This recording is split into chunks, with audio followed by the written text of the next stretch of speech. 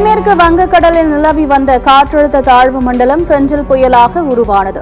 இன்று பிற்பகல் 2:30 மணிக்கு ஃபெஞ்சல் புயல் உருவானதாக வானிலை ஆய்வு மையம் அறிவிப்பு.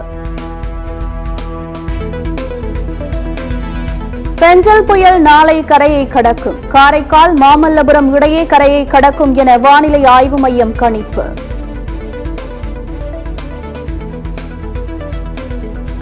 ஃபெஞ்சல் புயல் காரணமாக நாளை 7 மாவட்டங்களுக்கு ரெட் அலர்ட். சென்னை, திருவள்ளூர், செங்கல்பட்டு, காஞ்சிபுரம், விழுப்புரம், கடலூர், கள்ளக்குறிச்சி மாவட்டங்களுக்கு அதி கனமழை எச்சரிக்கை.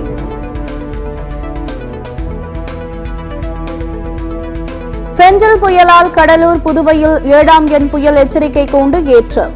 சென்னை, எண்ணூர், காட்டுப்பள்ளி துறைமுகங்களில் 6ஆம் எண் புயல் எச்சரிக்கை கூண்டு ஏற்றம்.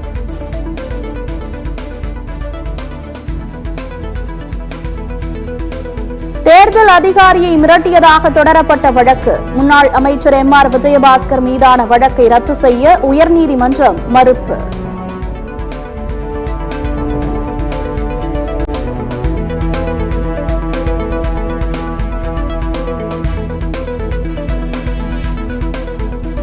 பல்லடம் அருகே 3 பேர் படுகொலை செய்யப்பட்ட சம்பவத்தில் தீரன் பட பாணியில் போலீசார் சோதனை.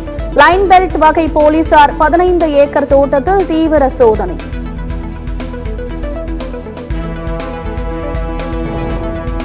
மருத்துவர்களுக்கான தேர்வு முன்கூட்டியே வரும் ஜனவரி 5ஆம் தேதி நடத்தப்படும். மருத்துவம் மற்றும் மக்கள் நல்வாழ்வுத்துறை அமைச்சர் மா. சுப்பிரமணியன் பேட்டி.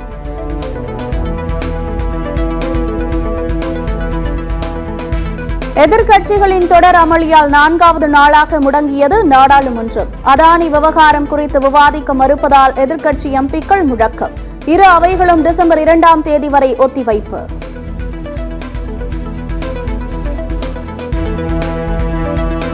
கர்நாடக முதலமைச்சர் சித்தராமையா பிரியங்கா காந்தியுடன் சந்திப்பு. மக்களவை உறுப்பினராக பதவியேற்றுக் கொண்ட நிலையில் நேரில் சந்தித்து பூங்கொத்து கொடுத்து வாழ்த்து தெரிவித்தார்.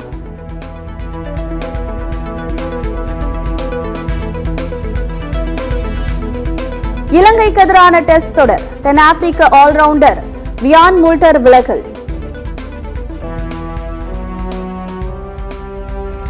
புயல் முன்னெச்சரிக்கையாக அனைத்து மாவட்ட ஆட்சியர் அலுவலகங்களிலும் 24 மணி நேர கட்டுப்பாட்டு அறைகள்.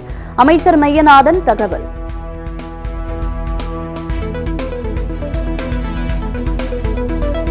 பல்லடம் அருகே வீடு புகுந்து ஒரே குடும்பத்தைச் சேர்ந்த 3 பேர் கொடூர கொலை. குற்றவாளிகளை பிடிக்க 7 தனிப்படைகள் அமைத்து விசாரணை.